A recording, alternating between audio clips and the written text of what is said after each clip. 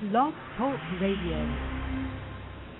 Hello, everyone. Welcome to Laurie Smith on Blog Talk Radio. Good evening. It is 9:30 p.m. here, Calgary, Alberta, Friday night, August the 27th. I'm happy to be here. This is Child Abuse Prevention and Human Rights Abuse Prevention is Up to Us, 30-minute live internet streaming radio broadcast from blogtalkradio.com.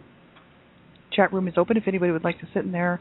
And we're just going to continue talking about neglect and the PDF that I had found from the Child Welfare Information Gateway, and that's at www.childwelfare.gov/pubs, P-U-B-S, /user manuals, /neglect,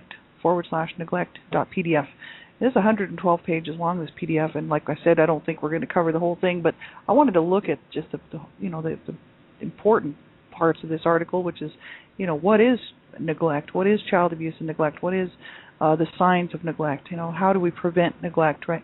So we're just going to look at that tonight and continue on with this and finish it up in the next couple of shows. So thanks everybody for tuning in. I appreciate it. I'm just a private citizen who pays to do my own blog talk shows and just to bring out education and awareness and prevention so that we can stop child abuse, right? If we don't talk about it, it'll never be solved. It's like any issue in the world, any problem, any issue that the world faces. If it's not talked about, it's not solved. It just goes unnoticed, it goes unchanged, it goes unchallenged, And so I'm just a private citizen who stands up for child rights. I stand up for human rights, really. And, I believe that we can prevent this. It's 100% preventable child abuse and neglect. And otherwise I wouldn't be doing these shows.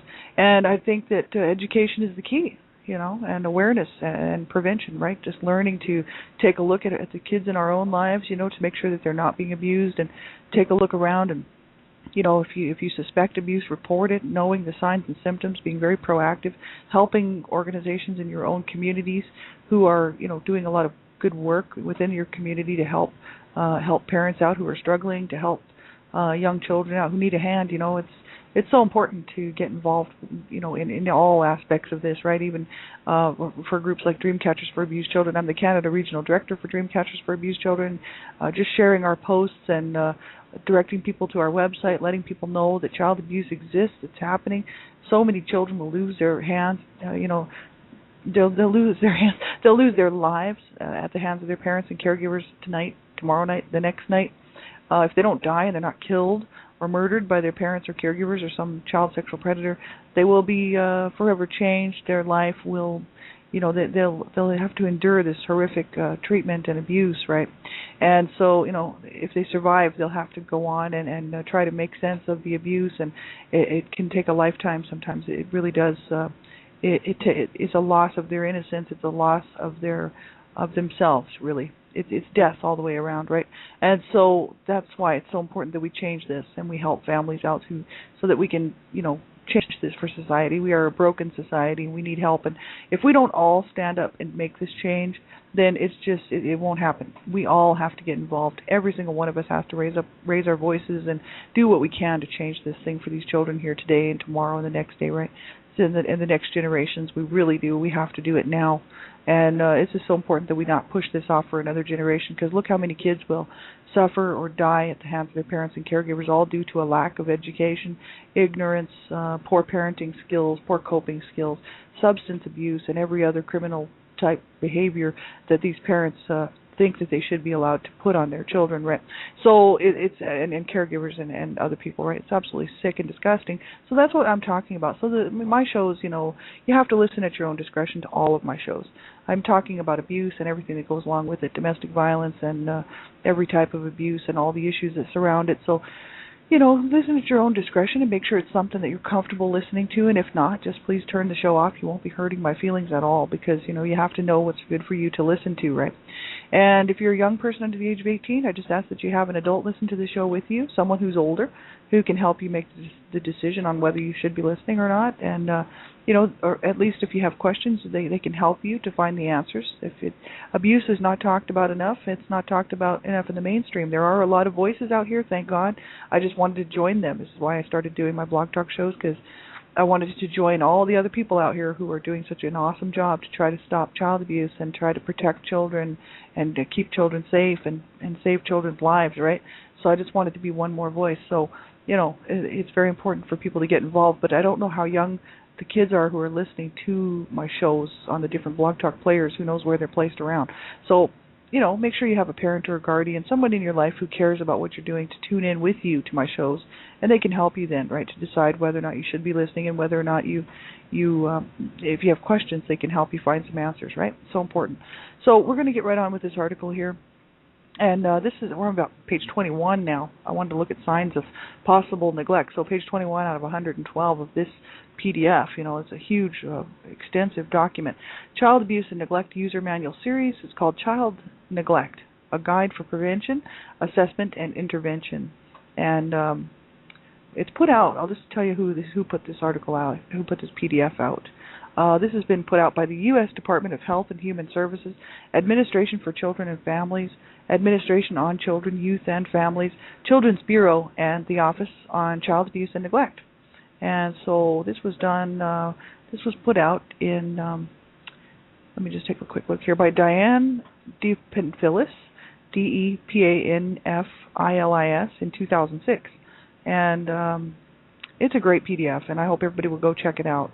And become aware. Like, neglect is the most common type of abuse, right? Because most people focus on, the whole issue of the stuff that seems to be more necessary, which is physical abuse, because, the whole issue that, physical abuse can, is looked at as being more deadly, right? That it can kill a child. But neglect can kill a child too. And sadly, quite often does. We lose so many children to neglect every day. You think about all the children around the world that are being neglected, but just even in our own country, in North America and Canada, the United States, you just take a look at these two countries, and we think we have it bad, and then we take a look around what's going on in the world. They really have it bad. So at least we have people here who are willing to step up and do something about this and try to help, right? Whereas the rest of the world is lacking, really seriously lacking, as far as child neglect goes. But, it's just that we have to take a look at this stuff. And we need to come up with programs. And there are programs out there that are working. They're just not nationwide, right? And it's sad because they've been proven to work. And they've done these 20, 30-year studies. And they pick certain school districts and they do these studies. And they find out that these programs do work. But they're not funded properly. They're not nationwide. So only a handful of children go through them. And then they find out it's working. But hopefully we'll be able to change this in the future, right? And see, a lot more programs nationwide going out, and that's what Dreamcatchers for Abused Children is all about. And that's what we will be doing. And it's going to be just awesome because we need to help these children like now, right? Like right now. Because we know children all over the world right now are being killed and maimed and tortured and abused so badly, sexually abused and abused and physically, tortured and treated so badly and verbally, emotionally, psychologically harmed in every way and, neglected and just left on their own. It's wrong. And if we don't stand up and say, that's wrong, we have to change this, then basically if we don't stand up against this, we're basically saying that we don't care and it's okay. Right? And so, by not speaking out, we're just basically saying, oh, well, that's okay, it doesn't matter to me. And, that's just as bad as the abusers who are doing it. We have, either you take sides. I mean, there's only one side or the other. There's no in between. There's no fence. People ride the fence, but there's actually, because they like to believe that they can ride the fence on it, there's actually no such thing. It's either you stand up against something or you say that it's okay by not raising your voice. And so every time I see somebody victimized, if I don't stand up and say something about that, then I'm just ignoring it and I think it's fine. So, that's why I fight for human rights. I'm fighting for children's rights, child rights. That's what I study. That's what I'm big time into. And not so much the law. I'm into the humanitarian side of it. But the thing is we've got to get this changed, right, so that no child deserves to suffer. And actually no person deserves to suffer, whether an adult or a child, at the hands of another person. And so that's why, but especially children, and that's why I focus on child abuse, because children have no voice. They have no protection unless we protect them. And like if their parents aren't doing it, the community's not doing it, the caregivers aren't doing it, the family's not doing it, they're not protecting that child is going to slip through the cracks and either end up dead or just so damaged. And, this is what we see out here today. And then we see these kids out here today behaving the way that they do. And then you have to think, okay, what kind of childhood did they have? Quite often very abusive, right? You just got to check the stats out. Just get the information. It's all about education, right? So we're going to look at signs of possible neglect because this is important, and we all need to know these signs, right? Because even myself, this is what I do to protect children's lives, right? So I advocate to stop child abuse and advocate for children. So we all have to know the signs and symptoms, right? So that if we see a child and we think, oh, I think that child's being neglected, or I think that child's being abused, it just seems like it's suspicion to me, like it seems like something's not right, make the phone call because you could save that child's life. A lot of times people think, oh, I don't want to get involved, then those people will come after me if they know I'm the one that phoned, Well, they don't have to know that you're the one that phoned. You can do this anonymously. You can report child abuse anonymously. They don't have to have your name and all that. They keep it very anonymous. Unless you want to be part of the actual witnessing and testimony in court if it goes to court, and then of course they'll take your information. But otherwise, it's all anonymous, and you can report child abuse, and if you suspect abuse, get that child some help. Half the time they don't remove these kids from the home, That's why I know that people have said that, children have been removed in error, and I'm sure it happens because, there's no perfect system out there. If anybody thinks this is a perfect world, well, they got another thing coming. But I still think we have to stand up for children's rights, whether it's a perfect world or not. And if we don't, we're just a bunch of sorry, sick, sad people. So, so some may get removed, from homes that the child was not in imminent danger. But the thing is most don't, so they end up dead, and that's the reports that we see coming out in the paper all the time.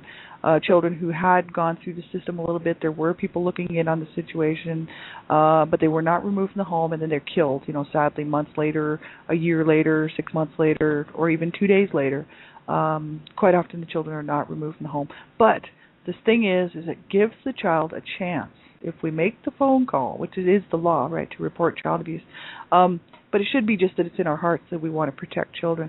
If you make the phone call, you could possibly save that child's life, just because they might find some support for that family, right? Whether it's substance abuse going on, or just a lot of domestic violence and abuse that spills over to the kids, or maybe there's mental illness going on, and they can get the parents some help. So important, right, that we do help these children and help these families, right? So, signs of possible neglect. It says here, it can be difficult to observe a situation and to know for certain whether neglect has occurred.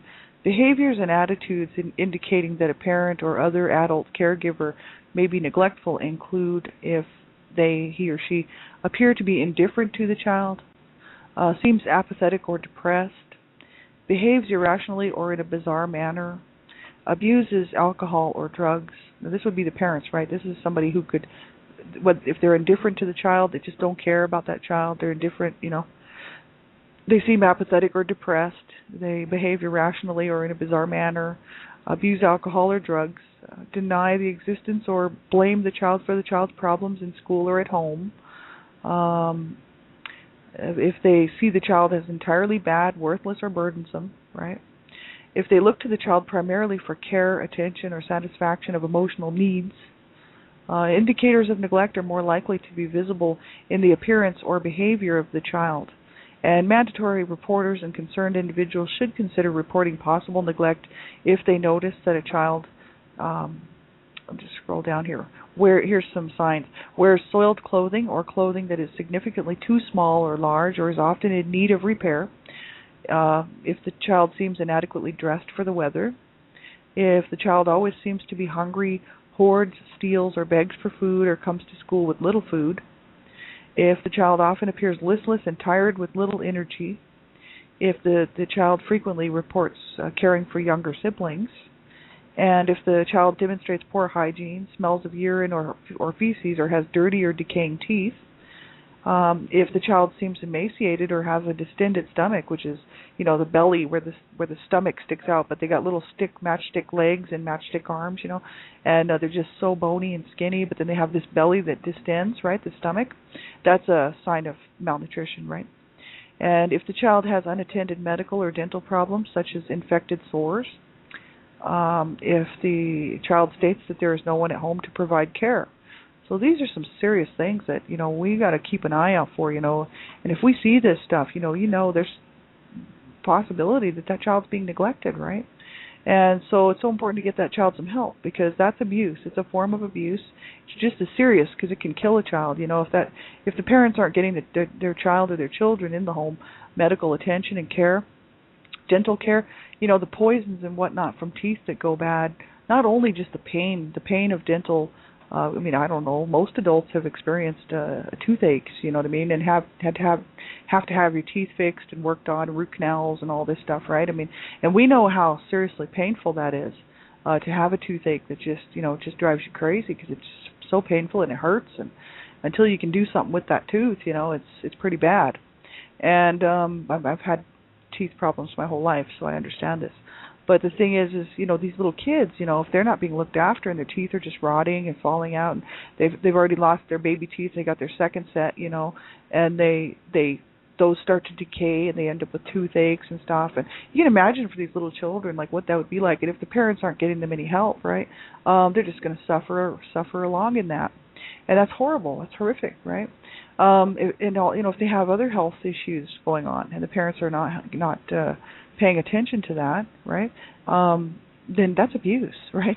And if children, if they're hungry and they just always seem to be hungry, and they just, because kids are naturally hungry, right? Because their bodies are growing, their little bodies, they need lots of healthy food periodically through the day to keep them going, because they have lots of energy to expand. They have, I know I was a kid, and they need food, right? So if they run around stealing, begging for food, they look like they're hungry all the time, skinny and just scrawny and looking kind of sick and listless and tired, and there's something going on, right? It's just obvious. This is not rocket science, man. This is so simple, it's not even funny. And this is what people just, because they won't open their eyes because they don't want to get involved. It's like, oh, well, I knew those kids were suffering, but I didn't want to get involved. It's like, well, do something about it. My God. If the family, of course, is probably not going to do anything about it. That's why child abuse exists, because the mother or the father, unless they're both abusing the children or neglecting the children, quite often if there's just one who's just the abuser, the other one won't do anything about it because they love their partner and they don't want to break up their happy little home. And they certainly don't want to have to try to make ends meet without the abuser going to work and bringing in the money. Now, that's a big issue, and it does happen. People will stay in a relationship and allow an abuser to abuse their children because they're concerned about the money. Well, how are we going to pay the bills if my wife has to go to jail because she's abused the kids? Or if my husband, turn it around and say it's the husband or it's the wife, or it doesn't matter which one, because we know men and women both abuse children. Anyone can be an abuser, right? Children abuse children, so it's just a choice they make, right? So, this is just the thing. People think, well, how are we going to make ends meet if I report this, break up the family? I don't want my husband doing time. I don't want my boyfriend doing time, or I don't want my girlfriend doing time, or my wife doing time. People, they will choose the abuser over their children every time, pretty much, right? And this is the sick, sad thing, because these children really should count more. They should mean more to that family than the partners. Like when you have a child, that child is relying on you for everything, and you have to be their number one protector, nurturer, everything, teacher, and you have to do what you're supposed to do, which is look after that child.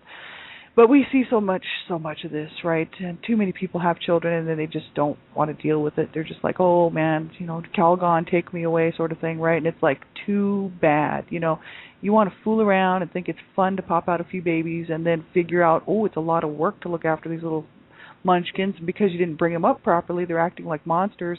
And then, of course, the abuse and the neglect starts because you've allowed them to become the way that they are. And people need parenting classes. I'm serious. If people did not get shown a proper way to parent, they really need parenting classes. And I'm not speaking to you, I'm saying that we all would, right? Because I'm a survivor of child abuse myself, and I know that if I had children, I would want to know that I was going to be able to do the right thing by my children.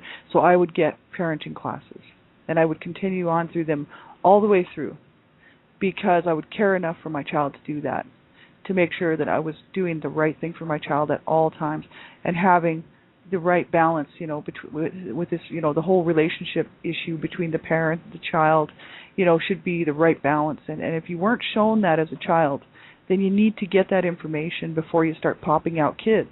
right? Because otherwise you're just going to pass this cycle on from one generation to the next, and this is how it happens. And sadly enough, it can be prevented, it can be stopped, right? But it's just, people just are so ignorant, and they just can't help it. And I'm speaking of my family as well, throwing myself in the mix. So without education, people just continue to do what they do.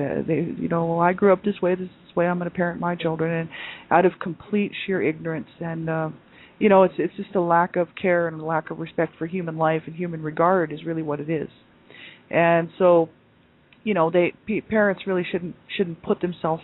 They have to put themselves first in some ways, because they have to take care of themselves so that they can provide for their family. They have to learn how to problem solve and cope together as a couple, so they can make the proper decisions for their family. Children should never be allowed to decide what's going on with the family.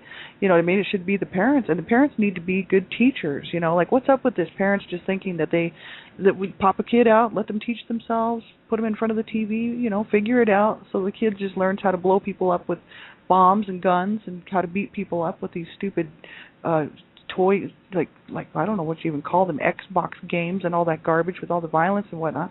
And then if they're not seeing a good family picture in their own home, and there's a lot of disrespect and there's a lot of abuse going on, well, you can't expect them to grow up any other way. And if they do make it, and end up being good parents, well, good for them. Because they would have to have struggled to move past all that. So this is what we're seeing, a lot of violence and a lot of because nobody's helping these children to grow up properly. Otherwise, we could change this world. It wouldn't take very much to change this world if everybody would get on the bandwagon. But it would take some work. People would have to straighten up, right? People with mental health issues and emotional issues would have to go get help, first of all, see a counselor, psychologist, get on some meds possibly, right, to stop abusing people. Because most abusers, they're very manipulative. They just use people, so they'll say what they have to say to get into somebody's head. But the thing is when they get home after work, that's when the abuse starts happening, and they can treat their family and their children however they want. So people outside of the family think that they're just great. Oh, they're lovely people, because they don't see what's going on behind the closed doors. So, this is the whole thing. Most people don't even realize that so many people have these issues, these mental issues and these emotional issues, and because they don't see them out in the real world, because most people who are, and not all, but some people who are psychologically, suffering from psychological illnesses are very manipulative, right? They know how to play the game. So I'm talking from experience, because my dad is borderline schizophrenic, and he's probably a lot of other things too. But the thing is he's very good with people. People love him. He's great. But did he treat his family right? No. So this is the thing. It's hard, right? How do you even know who these abusers are? But that's why we have to look out for the children and stop paying so much attention to these abusers, and really look out for the kids to protect them, right? And make the phone call. It is just so important. We can't just leave this, and just say, oh, well, it's not my problem. It is our problem. These kids are going to be running this country. And, there's some good parents out there. Thank God for these good parents out here who are bringing up their children properly and doing the best they can by them, and, doing the right thing by their children at all times. And if they make a mistake, they admit it, and then the kids know that this is the way it works. Nobody's perfect, and there's no perfect parent, there's no perfect child, there's no perfect anything, right? But the whole idea that you can come as close to perfection as possible, to have this really close-knit family bond, and everybody just grows up loving each other and just wants the best for each other and wants to help each other out. And then the kids go off to do their own thing and have their own lives and stuff. And I mean, this is just, people just laugh at that as if it's a joke. Society today is so screwed up that they think there's something wrong with that picture. They think it's okay to go out and just kill people and maim people and hurt people and beat up on people and hurt children and sexually use children. Because, see, that's what's happening. You can't deny that. We can't deny that. Because look how many sick child sexual predators there are out there that think it's perfectly okay to do what they do to children every day. And parents selling their own children's, parents, mothers, taking photos of their children, sexually explicit photos, having their children perform sexual acts, taking photos of them and selling them. Mothers are doing this. This is society today. Very, very sick. And so, we can't just say that this is not the norm. Because having a good family now, having a loving home, a good family, Everybody's just, works to learn how to problem solve together and just really pulls together as a family. That's now not the norm. That's the weird stuff. People are looking at that like, that's just ridiculous. Who would want that? It's like, well, people have got their the systems backwards. They've got the whole thing screwed right up. No child deserves to be living in fear. No child deserves to be in pain. Not from unnatural causes. Like we know that some things, like toothaches hurt, but just to be treated so badly and abused and neglected, not wanted, and used sexually, I mean, no child deserves that. And no human being deserves that, let alone children. But especially children, because they have no way to protect themselves. And so this is why it's so important that we stop this, because these kids out here, they cannot protect themselves. And it's just so important that, that we get them some help, right? So we have to do this. It's just the norm now. Abuse, it just seems like it's just the norm. Yep. Yeah. And then, we see all these reports in the paper. And of course people are out, the outcry and the people are mad about it, the public. But is anything done about it? No, it's not. So there are a lot of people I know working in, to try to stop this. But the thing is we need all the voices. We need the whole public, not just a certain portion of the public to get upset about this and do something about it. We need everybody. Everybody. We all have a voice. You know what I mean? In one way or another, we all have a voice. We can write, we can talk, we can get up, we can start getting something done, promoting, organizations within our own communities who are doing a good job, like I'm saying, spreading the word, keeping it. Biggest thing we can do, the most biggest thing we can do to stop child abuse is look within your own home. 90 to 95% of abuse happens in the home, in our homes. And this is where it's happening. And it is the parents, or it is the siblings, or it is a family friend, or a close relative, aunt and uncle, Aunt Jane and Uncle Joe, grandma and grandpa, mom and dad, and brother Billy, right? These are the abusers, and 90 to 95% of abuse happens in the home. So if we can look within our own homes and know the signs and symptoms of abuse and stop hiding underneath the carpet and hiding behind the locked door. What if somebody found out about our family secret? Who cares? Everybody needs to know about it. Let me tell you they do. Because these children do not deserve this. And the more we hide it and push it away and stop talking about it, the more it's just going to continue on. So we got to stop doing that and quit pretending that everything's okay, and make the phone call and get that child some help. Right? Because no child deserves to suffer, and I'll tell you that. I'm a survivor of child abuse, and I did not deserve the treatment I received at home, and I did not deserve the abuse I suffered at the hands of my parents and one of my siblings. So I tell you that, and we are still very much a dysfunctional family today. I'm the only one speaking out about this, and speaking out against it and standing up for children. So, this is how serious this is. And we have to do something now, because these little children out here tonight are going to die or be beaten or raped or molested or, living in fear because their parents are fighting and threatening to kill each other. And, no child deserves that. So you take a look around in your own home and you make sure the children in your own home and your own family are not being abused. And that will stop most of the child abuse. Then we can concentrate on the other stuff.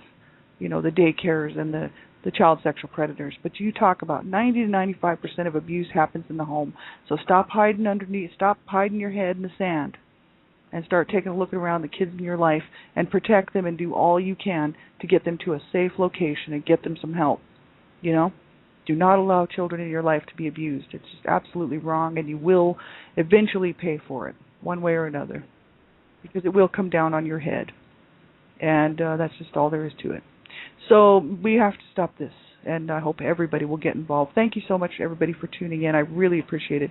I never realized that many people would be listening to my shows, and I thank you all so much for being here with me every night, day after day after day. Thank you so much. Have a great weekend, everybody. You can check my show page. I'll be around. And, if you need something, get a hold of me on Facebook or here on Blog Talk Radio. You can send me a message. I'm pretty good. I try to get back to people right away. And If I don't and I miss you, make sure you do send me another message, and just get the information, get the facts. If you need more resources, get a hold of us. Get a hold of any Dreamcatchers for Abused Children volunteer. Send us a message if you need some help or resources. If we can try to help you find some information or resources. Just take a look and make sure that no child in your family is being abused, right? And get yourself, to safety if you are being abused, right? So important. So take care, everybody, and we'll be talking to you again. And have a good weekend. Bye-bye.